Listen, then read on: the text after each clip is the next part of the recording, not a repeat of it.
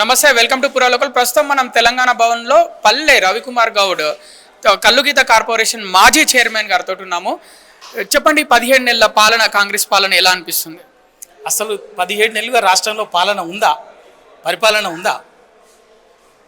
17 నెలలుగా రాష్ట్రంలో కాంగ్రెస్ రేవంత్ రెడ్డి గారికి ప్రజలు అధికార పగ్గం అప్పచెప్పిన తర్వాత పరిపాలన వదిలేసి రాజకీయాలు చేయటం తప్ప, ప్రజలని పరిపాలనని గాలికి వదిలేసి సబ్బన్న వర్గాల ఉసురు పోసుకోవటం తప్ప ఇక్కడ రాష్ట్రంలో పరిపాలన లేదు. కాబట్టే ఇవాళ 50 మంది గురుకుల విద్యార్థులు చనిపోయి 470 మంది రైతులు ఆత్మహత్యలు చేసుకున్నారు. రోడ్లెక్కి అంగన్వాడీ వర్కర్లు రోడ్లెక్కి ఆందోళన చేస్తున్నారు. ఏ వర్గం రోడ్లెక్కకుండా ఆఖరికి ప్రభుత్వ ఉద్యోగులు కూడా రోడ్లెక్కి పోరాటం చేయడానికి వస్తే వాళ్ళని కూడా బ్లాక్మెయిల్ చేసి నోటికి వచ్చినట్టుగా మాట్లాడింది తప్ప ఇక్కడ ఏది పరిపాలన లేదు.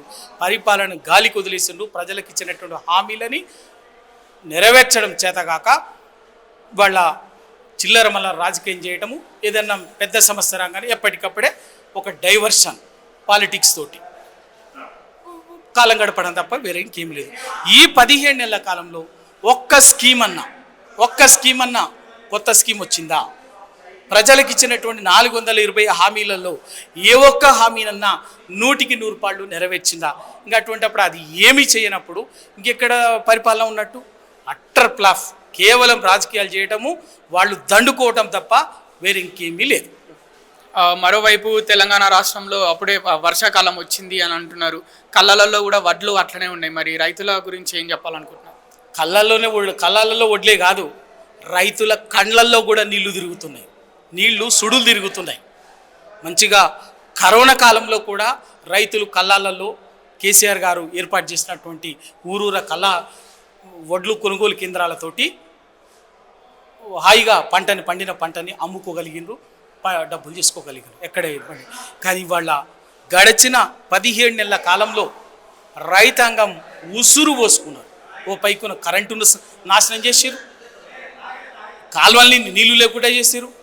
వీటన్నిటి తట్టుకొని రైతులు అటో ఇటో వాళ్ళ చావు వాళ్ళు చచ్చి పంటలు పండిస్తే వచ్చినటువంటి పంటని, ధాన్యాన్ని కొనుగోలు చేయకుండా, కొనుగోలు కేంద్రాలు పెట్టకుండా, పెడితే ఏదో ఓపెన్ చేసినట్టుగా పేపర్లో రిబ్బన్ కట్ చేసి చూపించుకోవడము, తర్వాత అవి పని చేయకపోవటము, కొనుగోలు లేకపోవటం, ఇవన్నీ చేసి లాస్ట్కు ఇవాళ రైతులు కళ్ళల్లో ఎక్కడికక్కడ కళ్ళల్లో ఎక్కడికక్కడే ధాన్యం మిగిలిపోయింది. వర్షాలు వస్తుంటే తడిసిపోయిన దాని కొన్ని లక్షల క్వింటాల ధాన్యం ఇవాళ తడిసిపోయి రైతాంగం ఏడుస్తున్నది.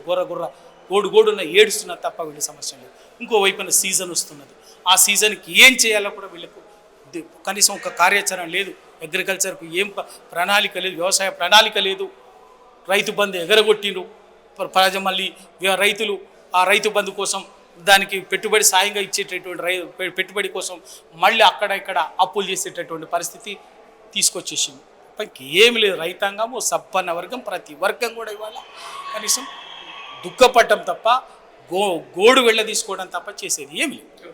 ఇక బీఆర్ఎస్ పార్టీలో ముఖ్య నేతల మధ్య విభేదాలు వచ్చినాయి. కవిత లేఖ రాసింది బయటికి ఎలా వచ్చిందని బయట వార్తలు వస్తున్నాయి. ఆ వార్తలపైన మీ అభిప్రాయం ఏంటి?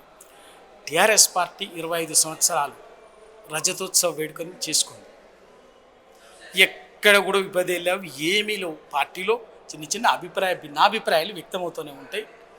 రెండు, కవిత గారు చెప్పినటువంటి దాంట్లో లేఖ అంటున్నారు కదా, ఆ లేఖలో సంబంధించినటువంటి అంశాలు ఇదే తెలంగాణ భవన్లో అసెంబ్లీ ఎన్నికలు అయిపోయినాక, పార్లమెంట్ ఎన్నికలకు ముందు పార్లమెంటు నియోజకవర్గాల వారీగా నియోజకవర్గానికి ఒక్కొక్క పార్లమెంటు నియోజకవర్గానికి 1000 మంది చొప్పున వచ్చేసి ఒక డే మొత్తం డీలంగా వివరంగా అందరూ ఒక్కొక్క కనీసం 70-80 మంది, కొన్ని పార్లమెంట్ నియోజకవర్గాలు అయితే 100-120 మంది కూడా మాట్లాడినారు, అభిప్రాయాలు చెప్పారు. దాదాపు అభిప్రాయాలు వస్తుంటాయి. ఎందుకంటే పార్టీ లోటుపట్లను సవరించుకోవటానికి అభిప్రాయాలు వస్తుంటాయి. ఆ రోజు కూడా అభిప్రాయాలు మాట్లాడటానికి టైం సరిపోయినప్పుడు మాట్లాడలేనటువంటి వాళ్ళు ఇంకా మీరు ఇంకేమైనా చెప్పదలుచుకుంటే మీ అభిప్రాయాలు పేపర్ మీద కూడా రాసి ఇవ్వండి కూడా పార్టీ అధిష్టానం చెప్పింది. అంతే తప్ప ఎక్కడ లేదు. మా నాయకుడు కేసీఆర్ గారు, మా పార్టీ బీఆర్ఎస్ పార్టీ 2001 నుంచి 2001లో పార్టీ ఆవిర్భావం నుంచి ఈ రోజు వరకు ఈ పార్టీ దెబ్బతినాలని, ఈ పార్టీ లేకుండా, ఆనవాళ్ళు లేకుండా కనుమరుగు కావాలని, భూస్థాపితం కావాలని జరగని కుట్రలు కుతంత్రాలు లేని రోజు లేదు. వాటన్నిటిని తట్టుకొనే తెలంగాణ రాష్ట్రాన్ని సాధించింది టీఆర్ఎస్. వాటన్నిటిని తట్టుకొని వాళ్ళ దేశంలో తిరుగులేని ప్రాంతీయ పార్టీగా, ప్రాంతీయ అస్తిత్వంతో, స్వీయ అస్తిత్వం నిలబడినటువంటి పార్టీ టీఆర్ఎస్. ఇంకెక్కడ భిన్నాభిప్రాయం లేదు. వేరు నాయకుల మధ్యన ఏమి లేదు. కవిత గారు కూడా ఏం చెప్పింది అంటే దయ్యాలు మీ పార్టీలో దయ్యాలు ఉన్నాయని చెప్పారు కవిత గారు. ఇప్పుడు ఆమె మా నాయకుడు కేసీఆరే, నా అభిప్రాయం ఇది అని చెప్పేసి చెప్పింది. ఇంక అంతకు ఇంకేముంది, ఇంకేమీ లేదు. ఇవన్నీ చిన్న ఎక్కడో చిన్న నొచ్చుకున్నప్పుడు ఏదో వచ్చినప్పుడు వస్తేనేమంటే అవన్నీ జరుగుతుంది. అదే పెద్ద విషయాలు కాదు.